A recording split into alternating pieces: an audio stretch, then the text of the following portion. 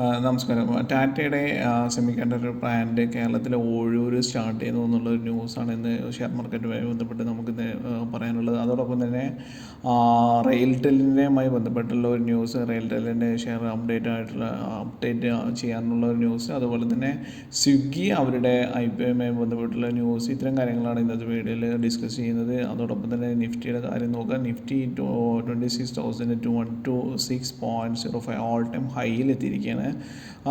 ഇന്ന് വളരെയധികം പോസിറ്റീവായിട്ടുള്ള ഒരു ന്യൂസാണ് ഷെയർ മാർക്കറ്റുമായിട്ട് ബന്ധപ്പെട്ട് പറയുന്നത്. ആദ്യമായിട്ട് തന്നെ നമുക്ക് ടാറ്റ ഗ്രൂപ്പുമായി ബന്ധപ്പെട്ടുള്ള ന്യൂസ് നോക്കാം. Tata group to establish semiconductor unit in Assam, Hosur and other Indian locations entity profit എക്സ്ക്ലൂസീവ്സ്.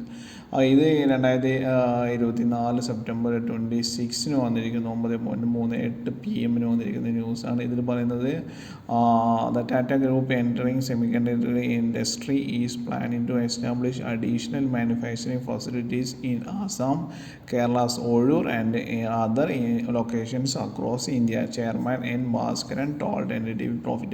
അപ്പോൾ ഇത്തരം കാര്യങ്ങൾ ചെയർമാൻ ഡിക്ലെയർ ചെയ്തിരിക്കുന്ന ഒരു കാര്യമാണ്. അതിൽ മലയാളികൾക്ക് തീർച്ചയായിട്ടും സന്തോഷിക്കാം. ഒന്നാമത് സെമി കണ്ടക്ടർ ബന്ധപ്പെട്ടുള്ള സ്റ്റോക്കുകൾ ഇൻവെസ്റ്റ് ചെയ്തവർക്ക്, രണ്ടാമത് മലയാളികൾ എന്ന നിലയ്ക്ക് നമ്മളുടെ നാട്ടിലും ഒരു സെമി കണ്ടക്ടർ പ്ലാന്റ് വരുന്നു എന്നുള്ള കാര്യം. അപ്പോൾ ഇവരുമായി ബന്ധപ്പെട്ടുള്ള സെമി കണ്ടക്ടർ ഷെയർ എന്ന് പറയുന്നത് ടാറ്റ LC ഗ്രൂപ്പാണ്. LC ഗ്രൂപ്പിൻ്റെ ഒരു ഷെയർ ഇന്ന് 0.26% ഡൗൺ ആയിരുന്നു.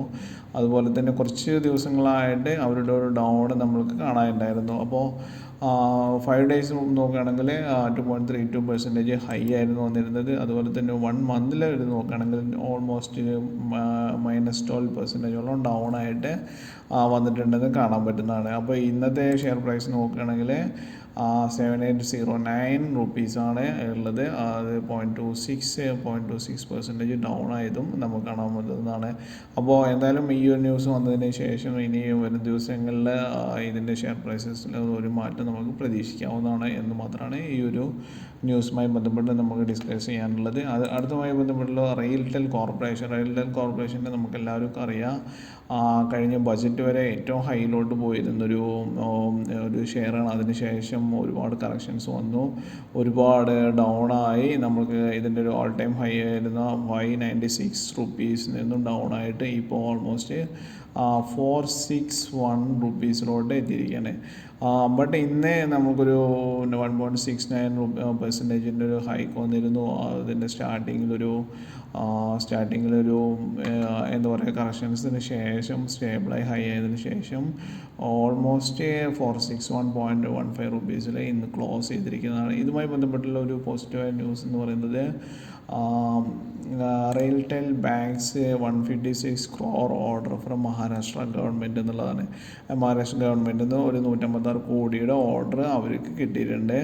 അപ്പോൾ ഇത് കിട്ടിയിരിക്കുന്നത് rural development department worth Rs 156 crore on Thursday.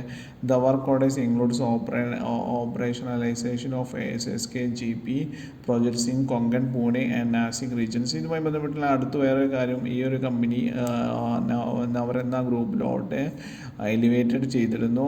22nd central power sector enterprise to achieve is prestigious designation. അതായത് 22ഓളം കമ്പനികൾക്ക് പുതുതായിട്ട് നവരത്ന ഇതിലോട്ട് വന്നിരിക്കുന്നു എന്ന് കാണാൻ പറ്റും.